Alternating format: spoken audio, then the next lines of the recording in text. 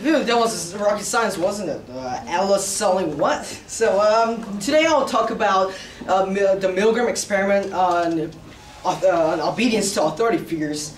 This experiment was conducted at Yale University by a psychologist named Stanley Milgram.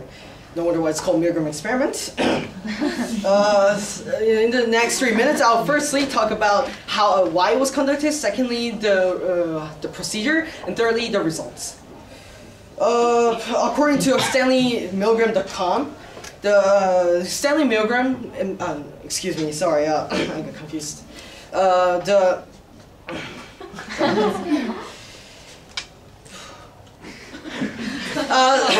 Excuse me. These experiments began 3 months after the trial of a German Nazi criminal named Adolf Eichmann, who is often referred to as the architect of Holocaust. Psychologists began to wonder, did Eichmann and his accomplices to Holocaust really intend to kill the millions of people?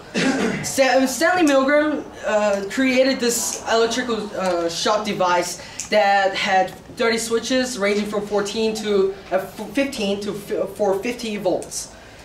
40 participants were recruited, and in each experiment, 3 people were included. One was the experimenter, and the other 2 were the subjects. One a real participant, and the other a confederate, a fake subject.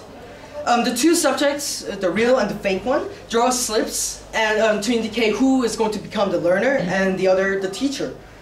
Of course, the lottery was all set up and it was made up so the participant will always become the teacher. The learner is then strapped on a chair in a different room and is given multiple choice questions.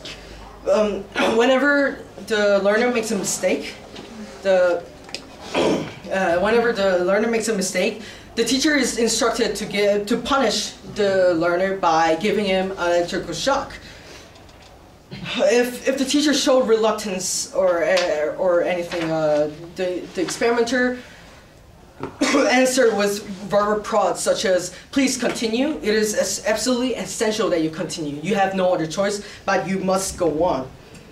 If the teacher wishes to stop even after the 4 prods, then the experiment was halted. If not, the experiment went on until the teacher reached 450 volts.